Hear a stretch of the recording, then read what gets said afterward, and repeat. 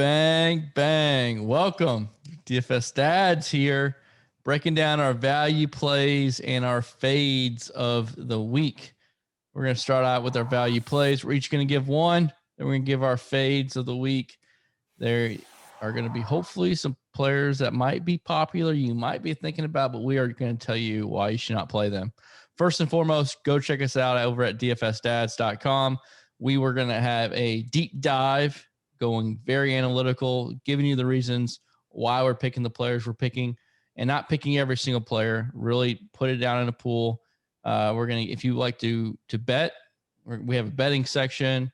If you want to just see who the picks are, we have one set of picks, but all three of us come together and pick out one lineup for cash, GPPs. If you want to do MME, we have exposures to MME as well. So a little bit of everything for you. If you just want to put down a lineup that we did the research on, you can do that. Or if you want to be able to read and do some of the research yourself, but have it more condensed, we got that for you as well. So, price. Let's go to Dustin.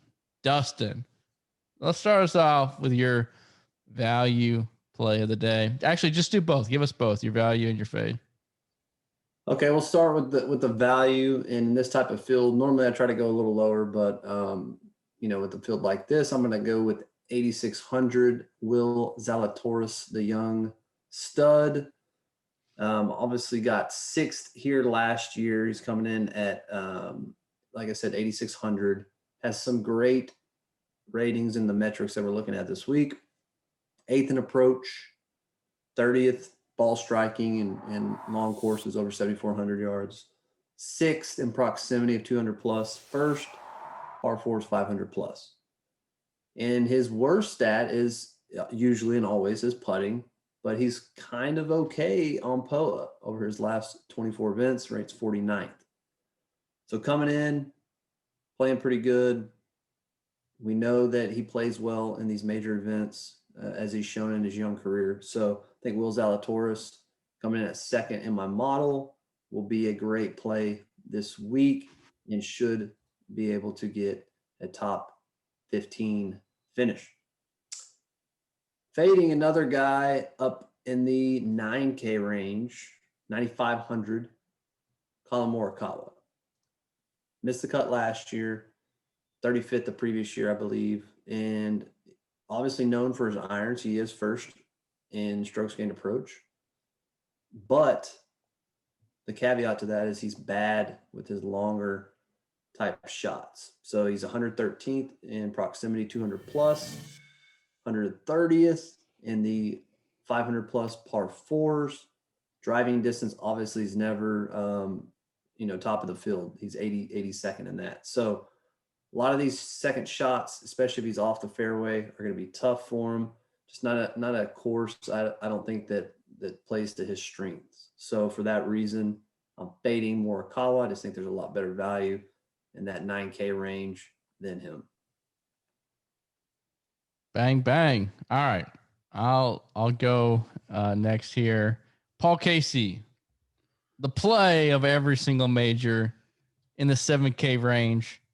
Always hovering between 7,700 and 7,900. He is 7,900 this week. He is 4th in the model.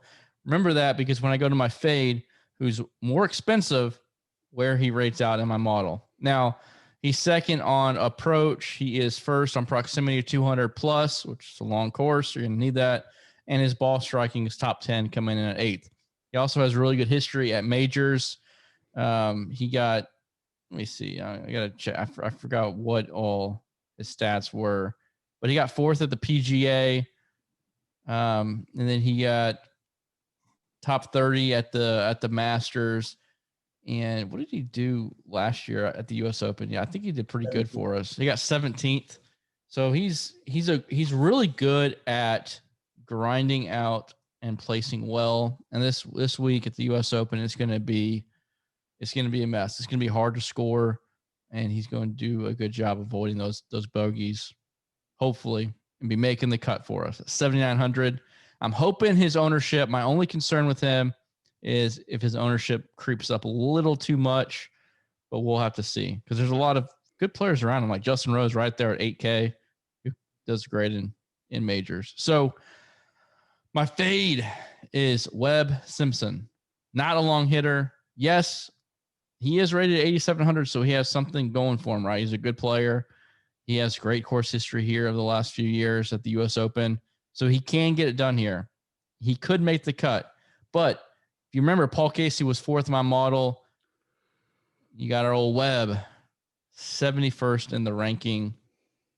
His proximity and his driving distance is 113th. Par 4s, 450, 500 is not the best in the field. So even though there are reasons to play him, he's 8,700 for a reason. He's a good golfer. I'm betting that he's going to miss the cut and not play up to his potential. So fading 8,700 Webb and playing Paul Casey at 7,900. I'm excited to see who our boy Price is going to pick as the value in the fade. So my value play is going to be Max Homa.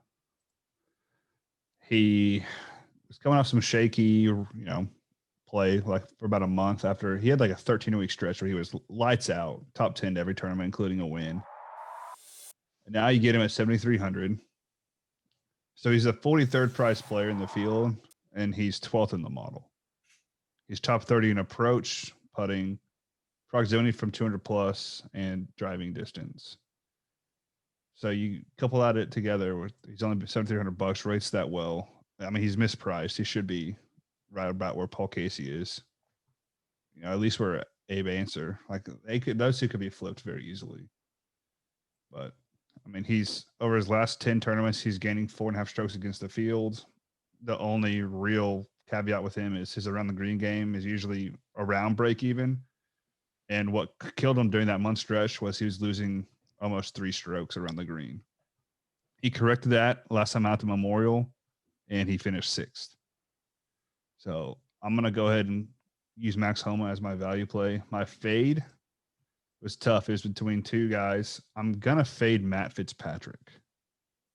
He ranks 107th in my model. I don't see any history on him at the Farmers. He missed the cut last U.S. Open. He did decent at the PGA, but for the most part in majors, he's missed the last 2 U.S. Opens, and I believe has one decent finish, and then he just doesn't rate well. If you look at the actual breakdown for him, he's 122nd in approach in the field, 90th in ball striking, 98 in proximity from 200 plus, 73 on the par 5s that are long, and then 83rd in driving distance. Like that's a recipe for disaster for this. He gets to knock, the talk because he's a grinder, because he's, one of them British folks come over here and can grind out on some of the courses, but this ain't going to be one of them, and he's going to miss the cut this week. Yeah, another little stat for you. He's lost strokes on approach 6 of the last 7 tournaments. So if you're not hitting very far, you're not hitting it very straight, and you're losing strokes on approach, you ain't making the cut here. One last little tidbit. Price is not playing Gary Woodland, who is 5th on our model. So that means if you want to make some money, you might be playing Gary Woodland. Unless he's gonna shoot back-to-back 80s and miss the cut. He's going to top 5, guys. He's going to top 5. And I promise you, no other site is going to have that stat. If Price does not play Gary Woodland, he goes off, or vice versa. So that is the hidden gem that you get for staying to the end of this video. Hope you take that advice, take it to the bank, and let's make some money at this U.S. Open. Go over to dfsstats.com for all the information you might need. We'll talk to y'all soon. Bye.